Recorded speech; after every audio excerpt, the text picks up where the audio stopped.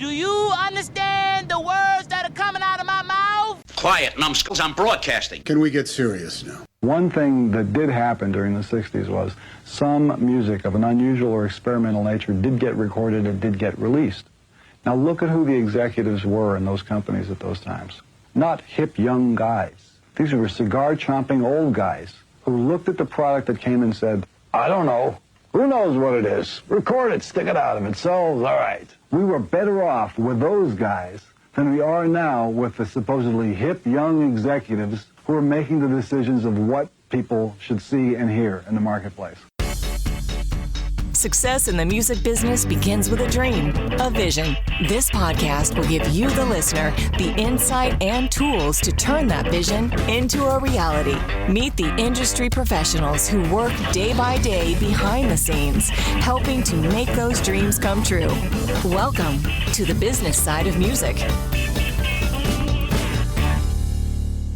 In the studio with us today, Nathan Dohse, who is the president of AGD Entertainment. Welcome to the show. Thanks for having me. Glad to be here. We got a press release from your publicist recently who was telling us about that you have a couple programs going, and one of them we're going to talk about, obviously, is the top 5 things every developing artist needs to know. So we're going to talk about that one. Sounds fun. And then we're also going to talk about your first ever 0 to 60 scholarship. The program that's designed for developing 16 to 20-year-olds, right? Yeah. Now, the scholarship is the new development. The 0 to 60 program has been offered through our company for the last 6 going on 7 years.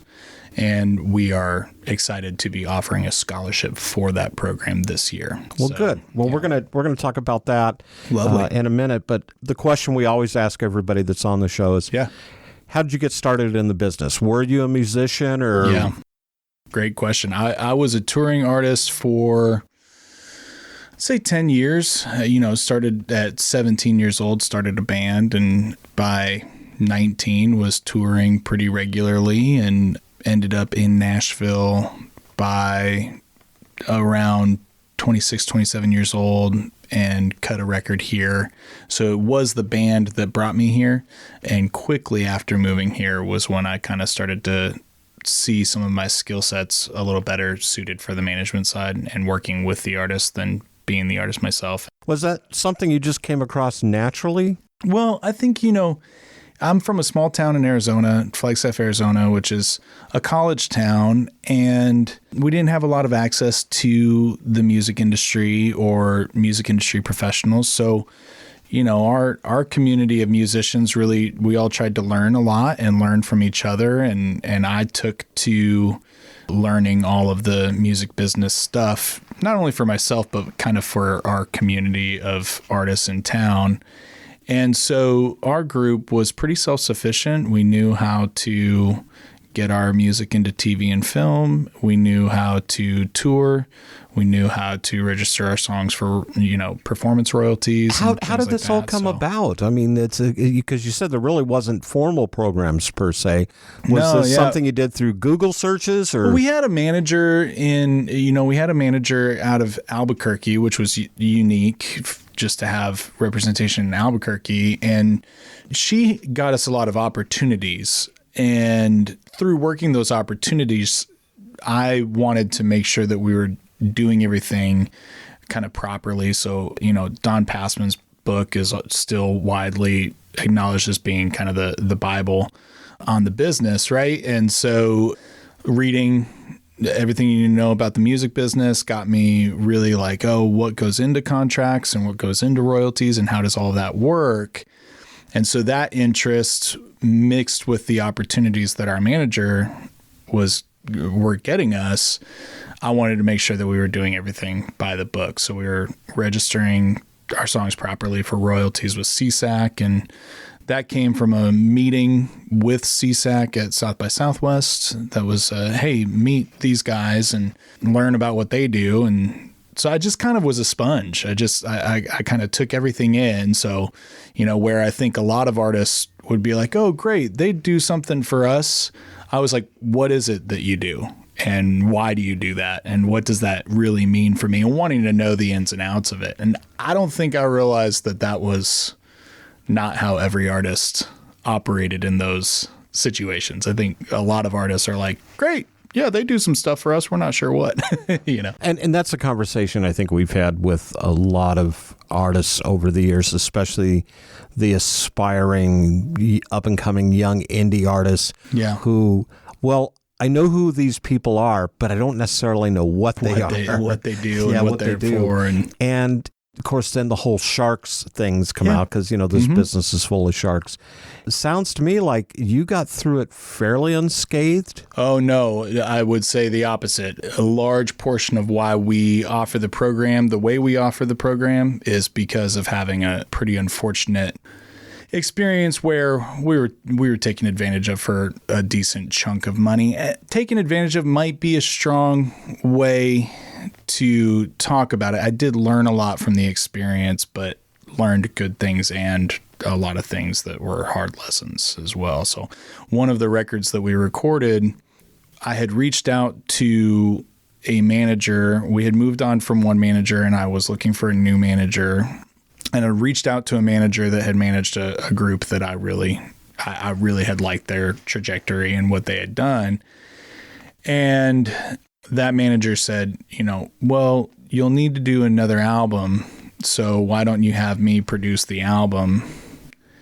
And then, once we have the album, I can see about shopping it to some record labels. And then if that goes well, maybe I can manage you. That all sounded good at the time. The fees for producing that record were really high for where we were at as a group and, kind of took every penny we could scrounge together from family and friends and everybody kind of coming in to support us in that. And then ultimately, after we finished recording that, it's a good project. It's something I'm proud of. But the producer manager, I don't think liked it, And even though he produced it, which then I realized, oh, well, that's not part of the job. Liking things isn't part of the job, but that's why these things should, at least on the front end, stay separate whenever possible, is that you can hire a producer to make a record and they can do a good job without necessarily liking the record the way it turns out. They can still make a record that you like, even though they might not like it. But then if they're supposed to go represent that record, now there's a problem, right? So yeah, they better be a little ambitious about it. Yeah. And I kind of realized, I don't think he's really behind this. I don't think he really likes what we made or is not passionate about it. And so even though per the development deal that we had done, he was supposed to set up meetings with some record labels and things like that, I remember talking with my dad, and who doesn't know anything about the business, but we were just having a conversation. I said, I don't think I want him to be the one to set up those meetings because I don't think he likes the album. And so then we were kind of back to square one, with a project that we had to go and figure out what to do with ourselves. Right. So that was the big lesson. And that was so expensive to do that project that I wanted to, the things that we did learn from that experience were the importance of touring, and he taught us how to tour and how to build some network and community and a lot of songwriting experience from that. So some positive things, but ultimately learned a big lesson of you can't really pay anybody to like your music, Wow. I love that. So, yeah. So you came to Nashville. Yeah. And how soon before you got AGD going? Yeah, well, funny enough, AGD was the name of the company that we had started. Well, it was the air quotes company, that we had started to book our band maybe 6 years beforehand. And so my brother had set up a email that was AGD Entertainment, and he was the booking agent for AGD Entertainment. And this was something that was pretty common back in the early 2000s, to kind of have a fake booking agent that you acted where you were something bigger shot than you were. And now the internet is all knowing. You can see through that pretty quickly. Yeah, you can find out, those credentials don't line up. But so that was the name of the company. So then when I went to my brother, who's vice president and business partner with me, Tim, I said, hey, I think I want to start a management and development company. And he said, well, we already have one. I said, what do you mean? He goes, AGD Entertainment, remember? We used to book all our shows under that. And I was like, oh, yeah, you're right. We do. So he was like, we'll just, and so we actually, we kept that company name and made it an actual company at that point. So, and then here you are. And here we are. So that was, maybe a year after moving to Nashville, I think, about. I was just really ready. I'd been touring a lot and really ready to kind of be in one place. So transitioning from that touring musician out there looking for a record deal. Yeah. And now you're taking another course where you're becoming a manager of, say, or a company that's going to provide some artist direction. Yeah. How smooth of a transition was it, and how long did that take to Good transpire? Question. Yeah, I mean, the biggest thing was living in Nashville. My friends that I met that were artists would ask me, hey, how's the band, that we were in, which was called Fight the Quiet? How are you guys making money? How are you doing what you're doing? And so we would go out for beers, and I would tell some artists in Nashville kind of everything about CSAC and royalties and TV and film and touring and how to book your own tour and promote your own tour. And they'd go, oh, that sounds like a lot of work. and then multiple times it was, well, hey, could I hire you to do that? And it's like, well, yeah, maybe I could think about a way that you could hire me to do that. And that's kind of where that all kind of came from.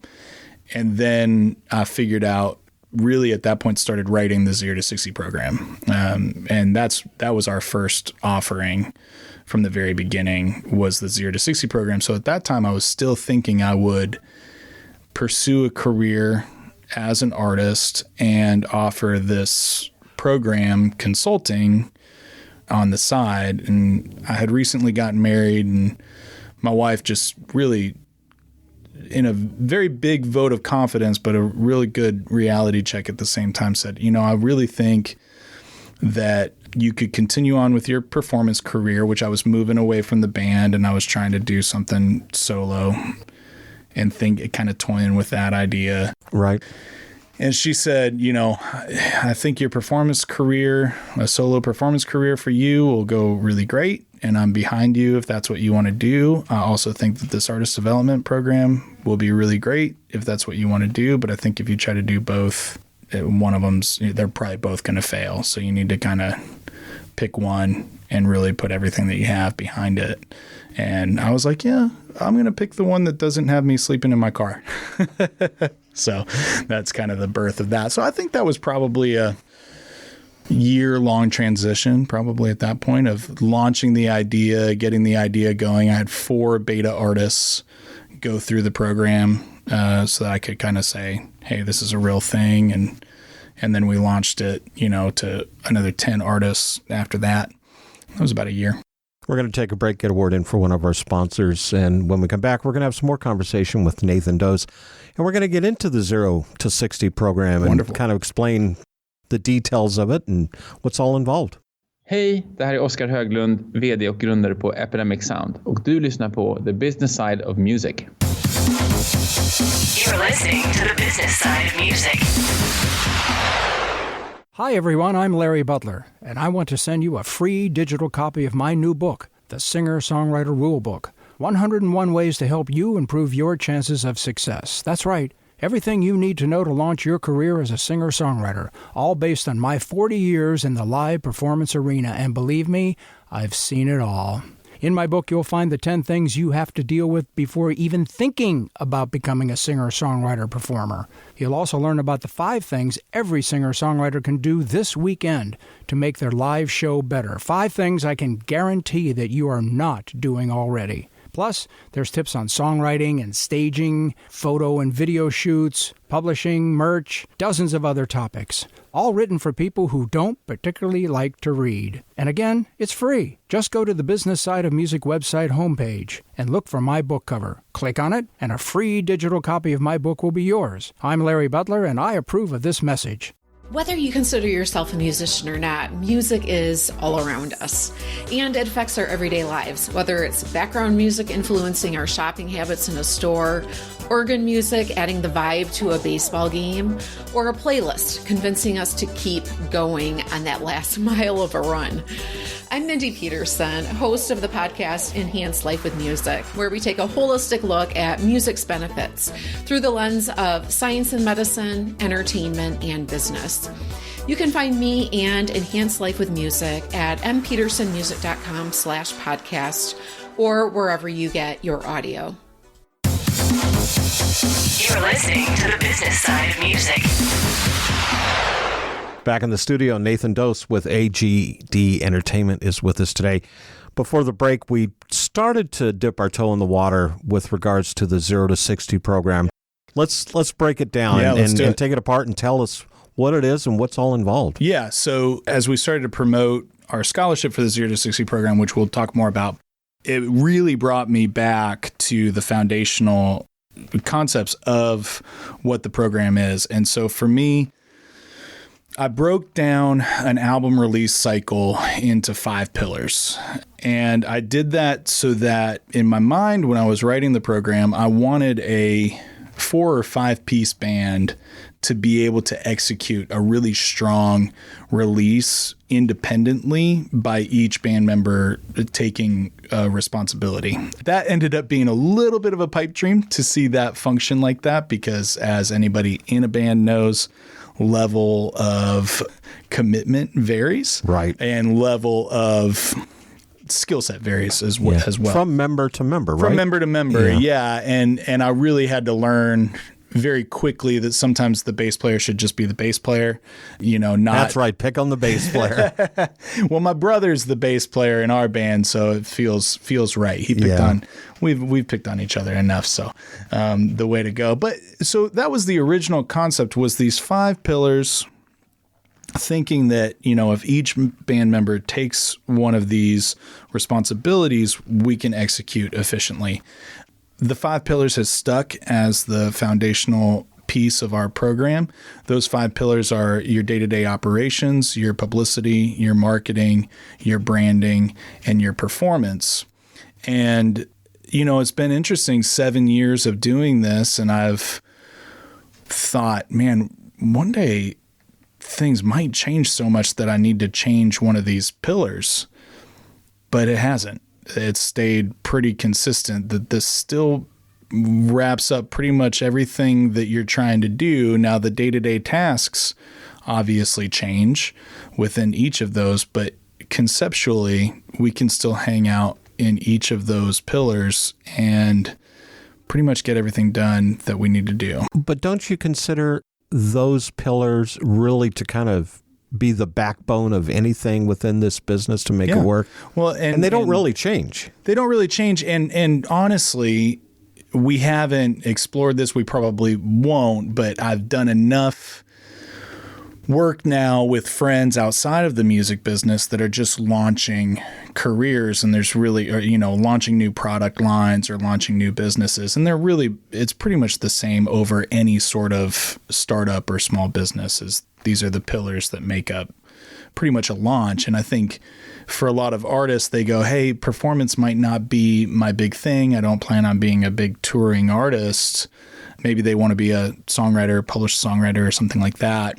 And then the conversation is, well, maybe it's not a tour, but you do have to be activating interest like in real life. So that might be writers' rounds. That might be something else. But for any launch, there needs to be a place where everything coalesces into one place of where you can have the full experience all at once. And for artists, that's the show. That's the performance. That's the concert, right? Where all the branding, all the music, all the hard work to prepare and all of that comes into one place, and it can all be seen. And it doesn't matter whether it's an arena date or it's a songwriter in the round. Yeah. It's still the basic same principle. Absolutely. And so, with branding, we've talked a lot about what your image is and creating a brand. And, you have you can do a Google search and find a million articles about your brand as an artist and things like that. One of my favorite things to expand on in that is not only your own brand, but your partnerships and the possibility of brand partnerships. So that's a major focus for us, is creating a brand identity for the purpose of creating partnerships. So the stronger brand that you have, the easier it is to find the kind of partners that you need for reaching the audience.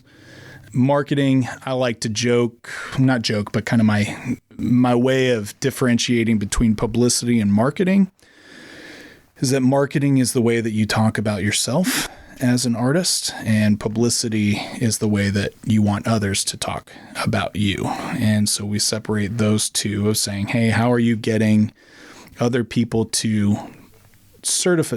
Publicity is about getting other people to certify, hey, you have a good thing going on here that's worth talking about and worth sharing. And then marketing is, hey, here's what I have going on. You should participate with some sort of call to action.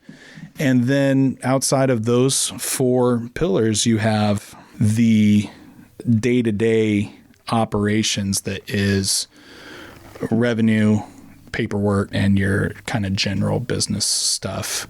And then ultimately for that is your primary scheduling and communications. So within those, we've been able to create a 350 task plus or minus, depending the project, task list that the artist then executes.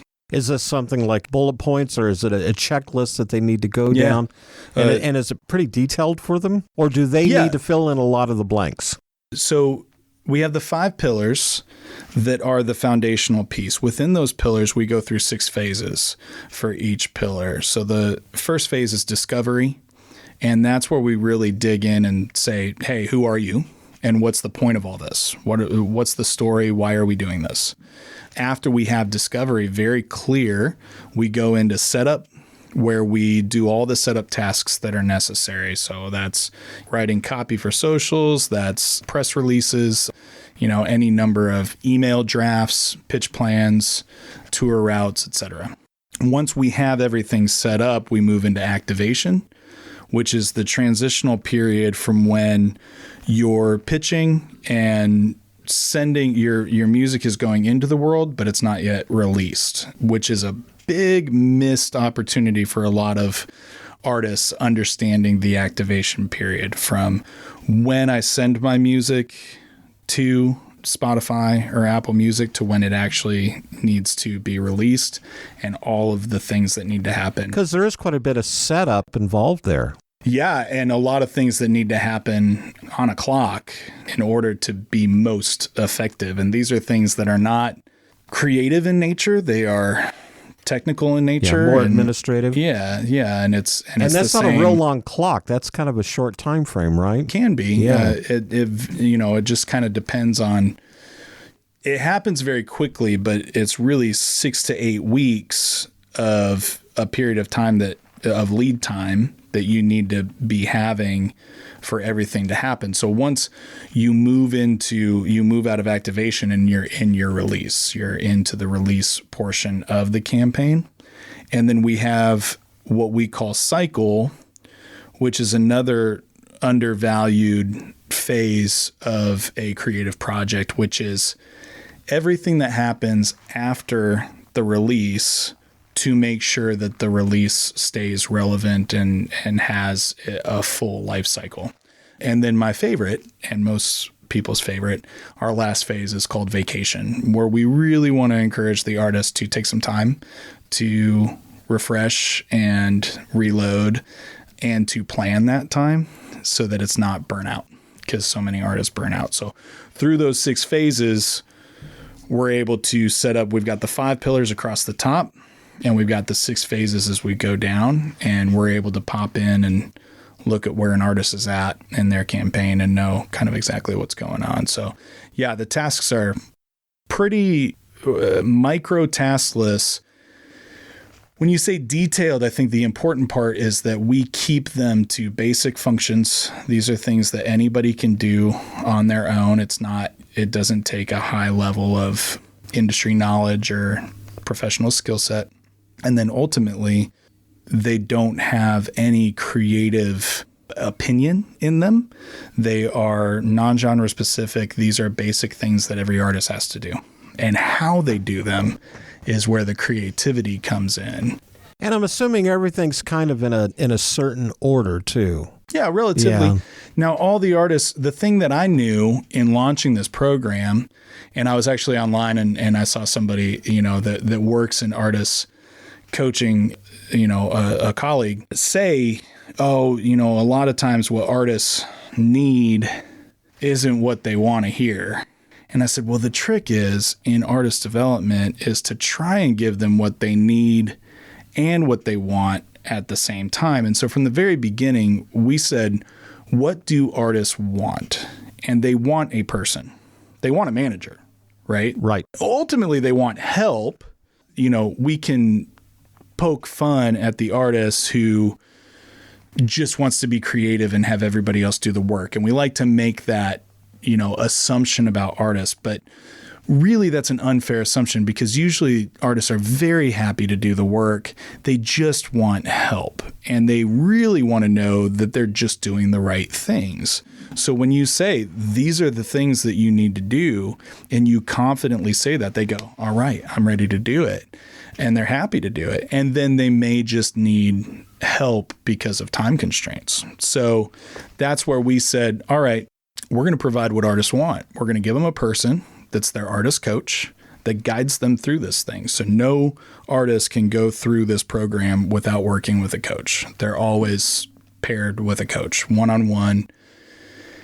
And then we have help available to them. So they're able to get one of our team members to help them with tasks if they are in a situation where they might not have the time. Maybe they work a day job or something like that takes up their time. They can have our team help them with that. So we said, that's what they want. Let's give them what they want. What do they need? Well, they need education. They need accountability. And honestly, they need encouragement. And if we can do that, then they'll be getting what they want and what they need. We're going to take another break, get a word in for another one of our sponsors. And when we come back, we're going to have some more conversation with Nathan Dohse. Hey, this is Oskar Höglund. I am the CEO and the co-founder of Epidemic Sound, and you are listening to The Business Side of Music. You're listening to The Business Side of Music. What does it take to succeed in country music? Hi, this is Candy O'Terry, your host for Country Music Success Stories. And this is JC Don Valeris, your Music City mentor. Our Nashville-based podcast takes you into the homes and onto the back porches of country music icons. And the stories they tell us just might inspire you to make your country music success story come true. Check out Country Music Success Stories on your favorite podcast platform. And subscribe today. You're listening to The Business Side of Music. Back in the studio, Nathan Dohse is with us. We've been talking about your company. We've been talking about 0 to 60 and the pillars. Let's talk about what I think is equally, if not more important, and that's the scholarship program for developing artists. Let's dig into that. Yeah. Well, so, as I had said earlier on, the motivation for this was for starting the 0 to 60 program was I had artists asking to hire me to teach them how to do some things or show them how to do some things or to just do things for them. And so we came up with a pay-for program that one of the goals was to be very affordable.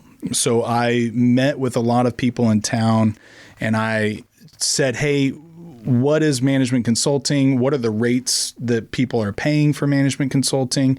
And what would be a way to offer that service, but more affordably and more efficiently so that a younger demographic and an artist without a lot of financial support could actually afford that. So we're very proud that our 0 to 60 program is one of the more affordable one-on-one coaching services in the industry. We're actually at about 50% market value as our just regular price. So we're really proud of that. But there's still a large population of artists who, even though our program is very affordable, would still never be able to afford to hire a coach, much less to create the kind of content that is needed to get the attention that they need as an artist. And so I've known that, you do a strategy session with an artist and they go, oh, this would be so great. This is everything that I need. But my financial situation just does not allow me to do something like this. And I've heard that story year after year after year from artists that we've met with. And especially for young artists, the 16 to 20-year-old demographic, that's such an important time that they have dreams and goals of being artists, and they have talent, right? They're developing talent. They have a voice. They have something to say. They're viewing the world in a light that I honestly feel we all need. We need to hear from the youth of how they see the world and what they think about the world, and especially from an artistic point of view. It benefits us so much. And so that's where I said, well, we have to find a way to be able to serve that group of artists. And so I've wanted to do the scholarship for many years. There were a lot of questions around what to do after the artists had gone through our program on a scholarship. And so there were some things that we wanted to get in place in our company before we did that, so that if an artist comes through on scholarship, we have somewhere to take them after the fact. And that was one of the biggest things that we wanted to get in place. And so, that looks a lot like having the ability to do label deals or publishing deals with artists after they go through the program. And so that was something that we needed to sort out before we offered the program. And then we needed to figure out what our goals were for the scholarship. And so I was able to bring on a great team to work on the scholarship. We started mid-pandemic. I said, I think the pandemic taught us a lot about being in the moment, that everything can change overnight. So don't wait for some perfect time to come along, because it's not coming. We only have right now, and everything could change tomorrow. So that really motivated me towards, let's do this and do it now. And so my brother and I decided to really pull the trigger, and we have a lot of vision for the scholarship. Right now, we'll be offering a full ride scholarship, which will include support in producing the masters for a release and all of the visual content needed to promote that release. And then the artist will go through our 0 to 60 program with a coach through the full program. And that's all full ride for one artist.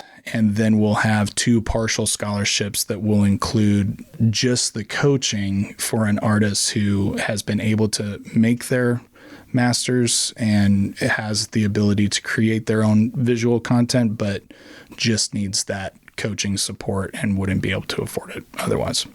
How does someone qualify to get on that scholarship list? Yeah.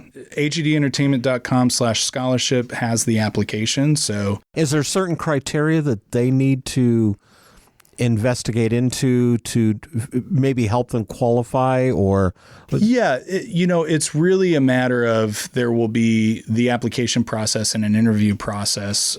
So we are hoping to find somebody that has spent the time developing their talent to a place of impressionable talent. And is it genre specific? It's not. Okay. No. So that part's exciting. Our company is capable of working with any genre. We have 40 artists in the program right now, all different genres, from, metal bands to hip hop groups to, contemporary Christian. It's all over the place, and we're very proud of that.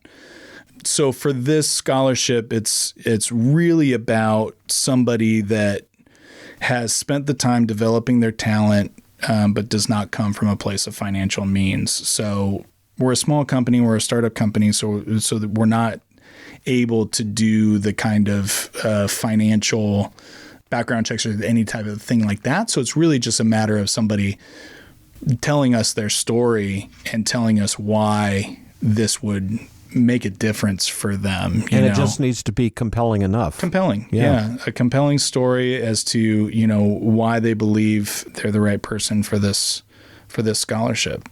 And hearing the stories from the program directors that we're talking to with our partner Notes for Notes. Notes for Notes is a group that goes into boys and girls clubs and puts in recording studios, and then they have program directors that teach the kids how to record and make music. So they're a perfect partner for us because they're really living and breathing the creative, and we can come in and support those artists in their release plans. So Notes for Notes and the program directors have shared a lot of really great, compelling stories, and we're excited to see the applications as they come in for the scholarship and see who our artist is going to be. Do you have a set number of who you're looking for to fill these scholarships, or is it going to be kind of be on an as needed basis? Or? For this first scholarship, we'll do 1 full ride and 2 partial. We have 3 artist coaches on our roster right now. So each coach will have a scholarship client on their roster. And so we intend to grow our coaching roster to 10 over the next year and a half. By the end of 2022, we hope to be at 10 coaches. And so then we hope to be able to do 10 scholarships at that time. And they don't have to be based in Nashville, which is where we're at. It can be anywhere. They can be anywhere. Yeah. Yep. And then once again, how do they find out about this, filling out the paperwork, the application? The application's at agdentertainment.com/scholarship. It's a big application. So, they really want to make a plan to sit down and fill it out thoroughly and spend some time on it, because that's going to be the first impression for myself and our director for the scholarship, who will be going through all of the applications. So, and then from there, the application's going to be that compelling story. And then from there, it'll be about the talent. And it's anyone 16 to 20. Yeah. The target range is 16 to 20. We've had a couple of questions that, how hard that age group is. And I'm not sure that there's any reason why, that's our target. So if we had somebody that would be, either maybe coming into that age bracket during the course of the campaign or leaving that age bracket, that's not a disqualifier or anything like that. So that's just our target range. Very good. Yeah. Nathan, thank you so much. Glad to be here. Yeah, this is great. Glad to talk about it. So we're very excited. The Business Side of Music is the creation of Tom Sabella and Tracy Snow and is produced by Bob Bender. The Business Side of Music is recorded at Music Dog Studios in Nashville, Tennessee. Production sound design by Keith Stark. Voiceover and promo by Lisa Busan.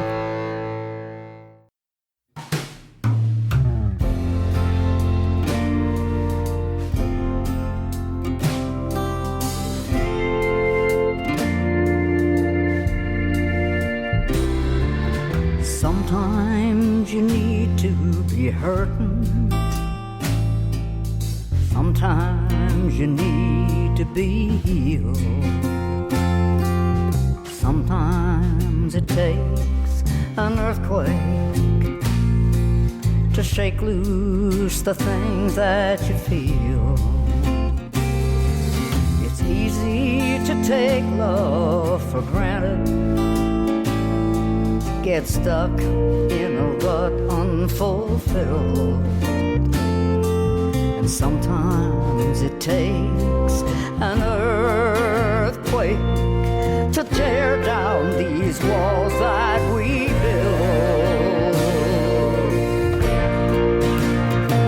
It takes an earthquake or a tidal wave or a landslide for a heart to be saved. Oh my darlings, it takes an earthquake sometimes.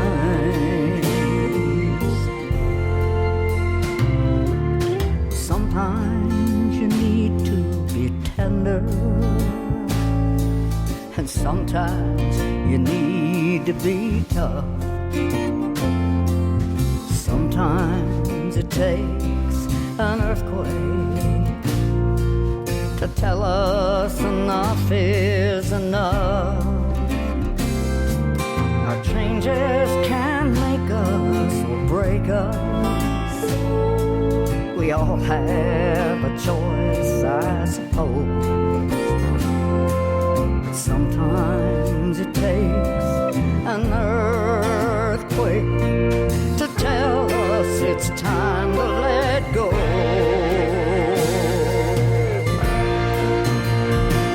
It takes an earthquake or a tidal wave or a landslide for a heart to be saved. Oh, my darlings, it takes an earthquake sometimes. And an earthquake will shake your foundation and rattle the bedrock below. Baby, make no mistake, the strongest hearts break. That's what it takes us to grow.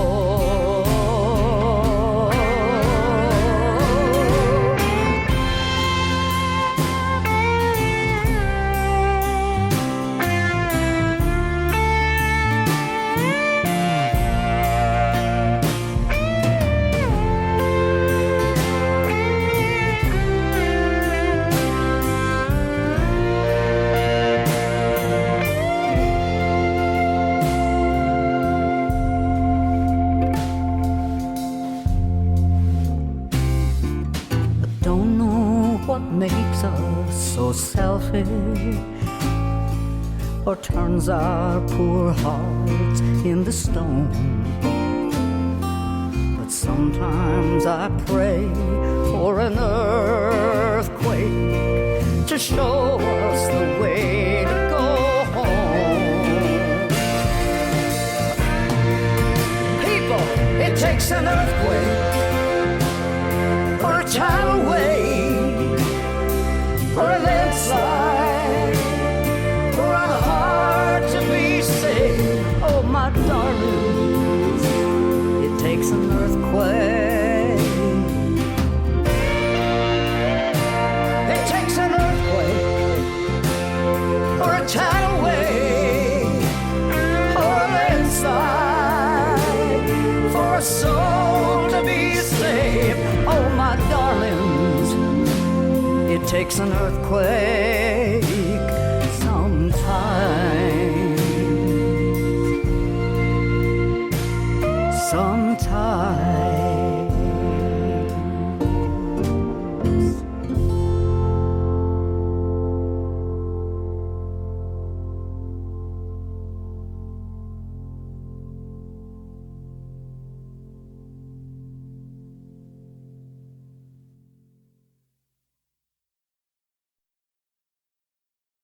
You're still here? It's over. Go home. Go.